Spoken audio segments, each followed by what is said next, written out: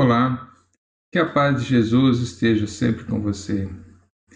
Esse vídeo eu preparei para explicar as origens do Espiritismo, no que ele se baseia, ou seja, quais são os fundamentos do Espiritismo. E para falar sobre isso, eu tenho que voltar a Jesus, né?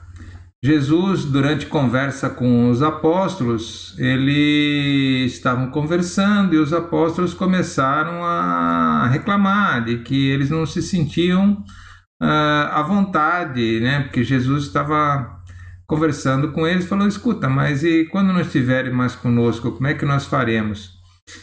E Jesus respondeu: se me amas de verdade, guardai os meus mandamentos. Eu rogarei ao Pai, e ele vos dará um outro Consolador para que fique eternamente convosco. O Espírito da verdade, a quem o mundo não pode receber, porque não o vê e nem o conhece. Este ensinamento está em João, capítulo 14, versículos de 15 a 17 e 26. É claro que Jesus, quando falou isso, estava muito distante, não é? Estava muito longe e nós não podíamos entender, mas é alguma coisa que ele falou que vai ficar eternamente conosco, né? Por isso mesmo que não poderia ser uma pessoa, né? O Espírito da verdade é alguma coisa de imaterial, né? E no momento em que a doutrina espírita foi concebida, imediatamente voltou-se ao que o Cristo tinha nos dito, tinha prometido, de que tudo aquilo que estava contido dentro da doutrina espírita e o próprio Espírito da verdade, a quem é citado por Jesus, foram o presente que foi dado a toda a humanidade. Qualquer um pode receber a doutrina espírita, qualquer um pode ler, qualquer um pode se alimentar da doutrina espírita e vai ficar para sempre conosco, qualquer um que queira ler, entender e colocar na sua vida. E nesse momento, mais do que em nenhum outro, por volta do século XIX, as manifestações espíritas elas começaram a acontecer assim de uma forma bastante insistente por todo o planeta. E era cada vez mais tumultuada. Muitas pessoas eram perseguidas, eram tratadas como bruxas. Muitas foram até queimadas, né? E não foram poucas. Pessoas que tinham um comportamento considerado inoportuno pela sociedade da época, que não conseguia entender o espírito, não conseguiam entender uma obsessão e acabavam lidando esses casos como bruxaria. A própria igreja da época perseguia estas pessoas com severas punições aos médios que eram lidados como bruxo. Um fato comprovado aconteceu do outro lado do mundo, nos Estados Unidos, com as irmãs Fox. Era no ano de 1848, quando houve esse caso em Hydesville, onde uma família com 3 irmãs experimentaram uma comunicação espiritual. Este caso foi testemunhado por vizinhos e depois ganhou notoriedade e foi amplamente noticiado pela imprensa. A comunicação era feita através de pancadas, com perguntas objetivas e respostas do tipo sim ou não. Bom, a primeira comunicação que aconteceu, primeira comunicação documentada, né? Normalmente nesta casa onde essa família morava, já tinha havido manifestações anteriores, né? Algumas pessoas que moravam nessa casa saíram da casa por causa dos barulhos. Os barulhos eram diversos. móveis arrastando, porta batendo, janela, enfim, batendo, caindo, enfim, era várias questões e todas elas associadas ao barulho. Quando essa família mudou para lá, haviam 2 irmãs, uma de 7 e uma de 10 anos, que são essas 2 que estão nas fotos. E depois de tanto tumulto, uma delas, a menorzinha, criança é complicado, não dá para se ter as coisas que criança faz, ninguém faria. Mas ela, ao invés de sentir medo, chegou um belo dia em que o espírito deu uma pancada e depois ela começou a bater palma. Se você está aqui mesmo, então você é um espírito. Começou a fazer perguntas objetivas, apesar de ser uma criancinha, mas ela fazia perguntas objetivas e se a resposta é sim, você dá uma batida. Se a resposta for não, você dá 2 batidas e a resposta vinha.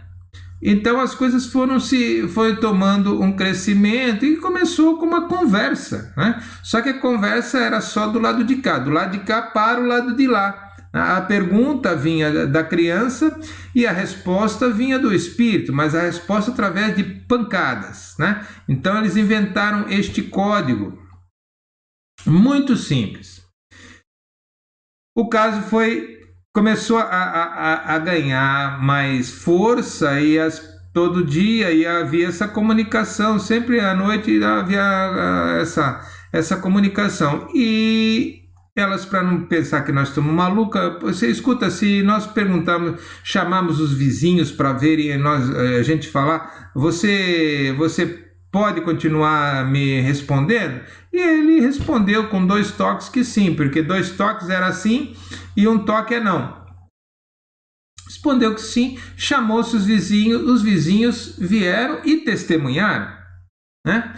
E a coisa foi subindo de intensidade até que num belo instante a coisa ganhou notoriedade, a imprensa começou a divulgar e as perguntas começaram a ficar, mas percebeu-se que havia um ente inteligente do outro lado, e um ente que já não estava mais vivo, já tinha morrido, tinha morado naquela casa, e depois descobriu-se também que ele foi morto naquela casa, ele foi assassinado naquela casa. As pessoas continuaram insistindo, mas você foi assassinado aqui? Sim, tal. Ele confirmou com as pancadas, e com as pancadas ele conseguiu dizer que o corpo estava enterrado lá dentro.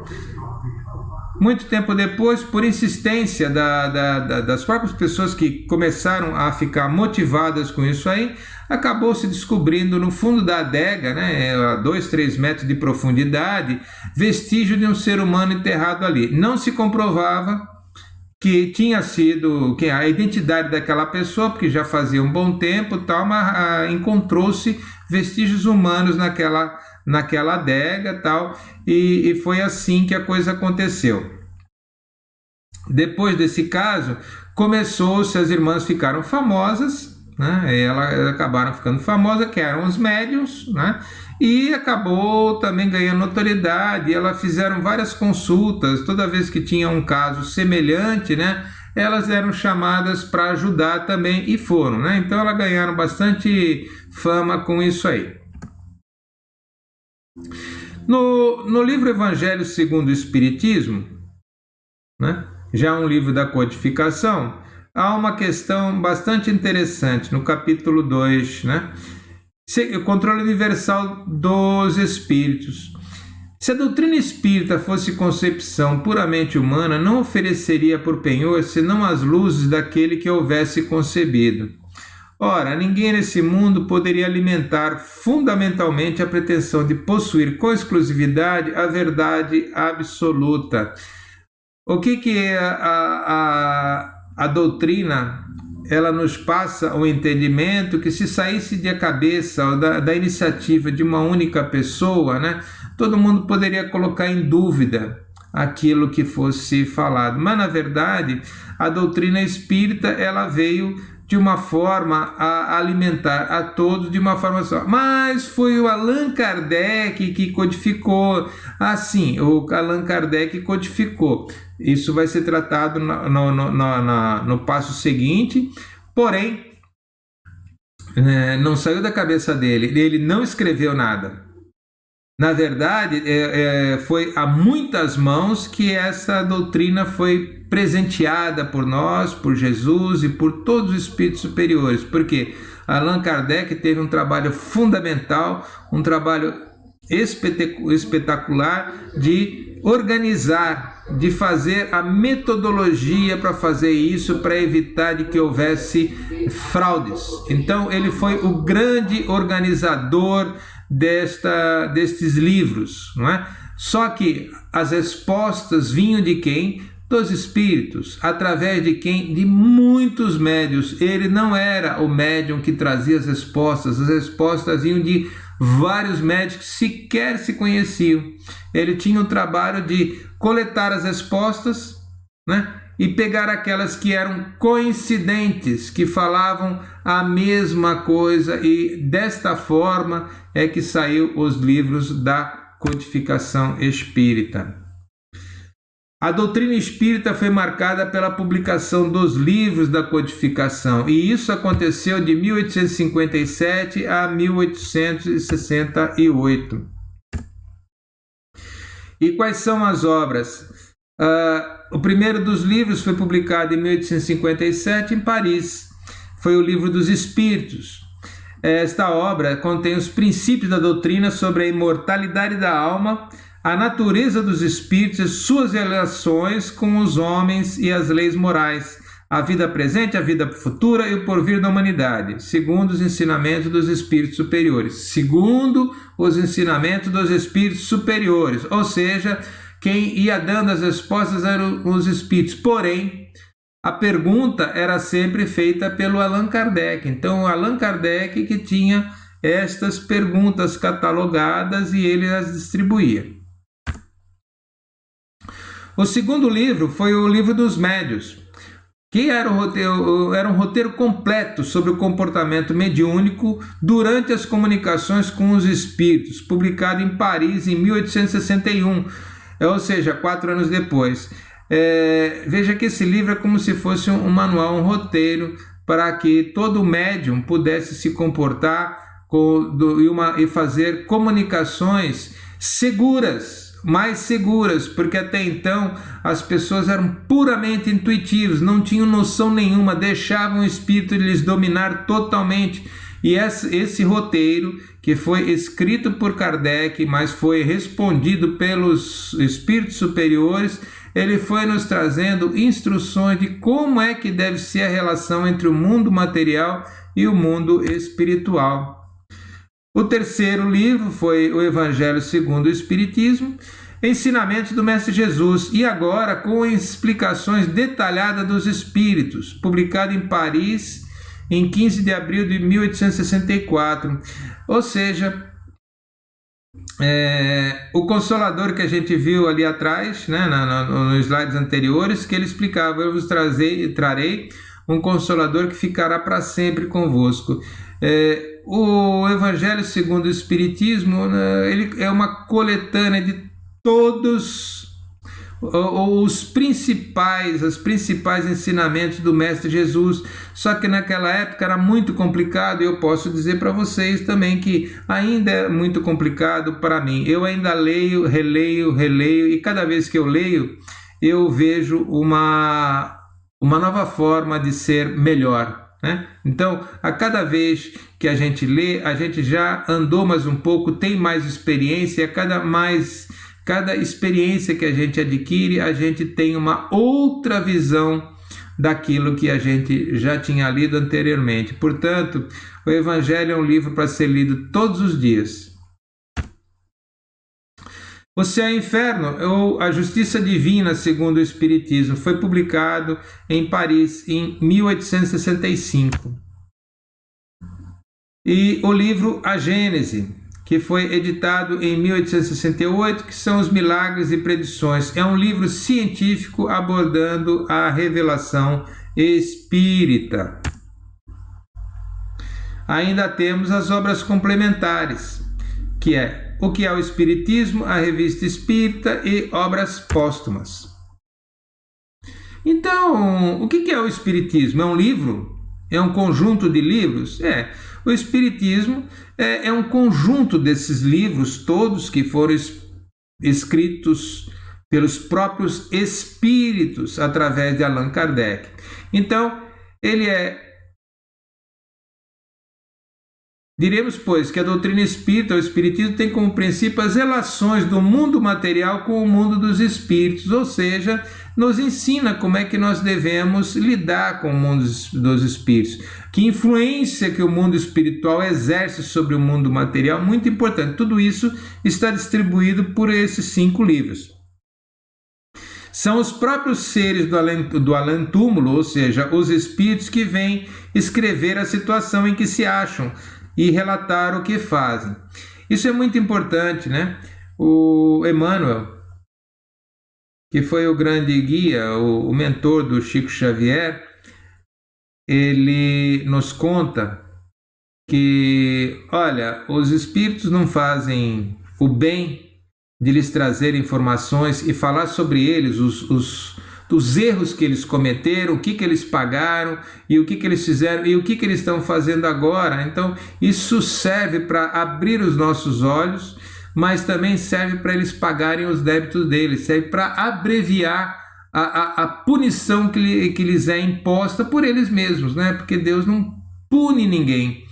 Quem nos pune somos nós mesmos, né? Nós é que ficamos com aquele remorso tal, e ficamos pagando pelo mal que causamos no passado. Então ele nos diz que são os próprios espíritos, eles têm a obrigação de nos ensinar, de nos advertir para os problemas que nós podemos ter se não fizermos a coisa direito. Kardec costumava dizer que o Espiritismo alia aspectos científicos, filosóficos e religiosos, buscando uma melhor compreensão acerca do universo, dos fatos do mundo material e espiritual apenas do universo. Ou seja, o Kardec, ele fala que é ciência, é filosofia e é religião. Alia, né? Alia aspectos, não quer dizer que seja exatamente. Se nós levarmos ao pé da letra, não é nem ciência e nem religião. Não é ciência porque uma coisa para ser aceita como ciência é necessário que o mesmo fato se repita indefinidas vezes. Ponto final. Ou infinitas vezes. Não é religião porque não é religião porque toda religião contém dogmas, ou seja, verdades absolutas. E é tudo que o Espiritismo não tem. O Espiritismo não tem verdades absolutas. O Espiritismo é uma doutrina que ela estimula o próprio aprendizado, que você tire as suas conclusões. Ele não te obriga a nada, você faz conforme o seu livre-arbítrio manda, na medida que você está evoluindo. Porque quem é que vai pagar se as coisas não derem certo? É você mesmo. A filosofia espírita tem como princípio o aprimoramento moral do indivíduo e incentiva o estudo. Cabe a cada um o livre-arbítrio de praticar o bem ou não. Exatamente por isso não se considera religião, pois não exige nada e não tem dogmas. A máxima do Espiritismo é: amai-vos, eis o primeiro ensinamento, instruí-vos, eis o segundo ensinamento do Espírito da Verdade.